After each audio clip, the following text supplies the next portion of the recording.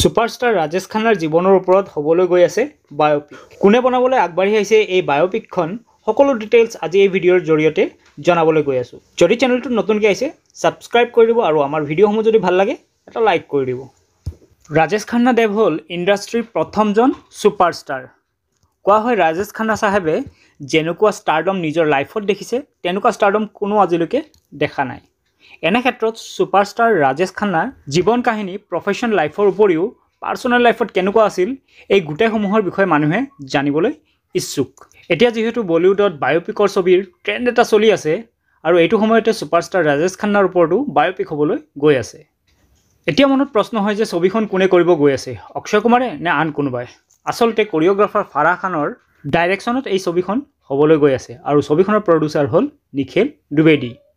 লিখক গৌতম চিন্তামণিৰ এখন কিতাপ আছে যিখন কিতাপত ৰাজেশ খান্নাৰ ব্যক্তিগত বহু তথ্য পোৱা যায়। ডাইৰেক্টৰ ফাৰাহ খানে কনফাৰ্মেশ্যন দি কয় যে এই কিতাপখন তেওঁ পঢ়িছে আৰু এতিয়াও এই গোটেইখিনি কথা আলোচনাৰ মাজত আছে। ইফালে প্ৰডিউচাৰ নিখিল দ্বিবেদীয়ে এই কিতাপখনৰ ৰাইটছ কিনা বুলি তথ্য পোৱা যায়। মেইন কথাটো হ'ল অভিনয়ত কোন কোন থাকিব এই সকলোবোৰ তথ্য আহিবলৈ এতিয়াও বাকী আছে। যিহেতু গোটেইখিনি কথা আলোচনাৰ মাজত আছে সেয়ে এতিয়ালৈকে সকলো তথ্য প্ৰকাশ হোৱা নাই। এতিয়ালৈকে এইটো কনফাৰ্ম যে ৰাজেশ খান্নাৰ বায়োপিকখনৰ ডাইৰেক্টৰ ফাৰাহ খান আৰু প্ৰডিউচাৰ নিখিল দ্বিবেদীয়ে। ফাৰাহ খানৰ ডাইৰেকশ্যনত ইতিমধ্যে ওম শান্তি ওম, হেপী নিউ ইয়াৰ, মেহুনা আদিকে ধৰি কেইবাখনো ছবি আমি দেখিবলৈ পাইছোঁ। আপোনালোকৰ মতামত কমেণ্টত জনাব। ৰাজেশ খান্নাৰ চৰিত্ৰত কাক সাজিব জনাব নাপাহৰিব। আজিলৈ এইখিনি, লগ পাম নেক্সট এটা ভিডিঅ'ত। তেতিয়ালৈকে নমস্কাৰ।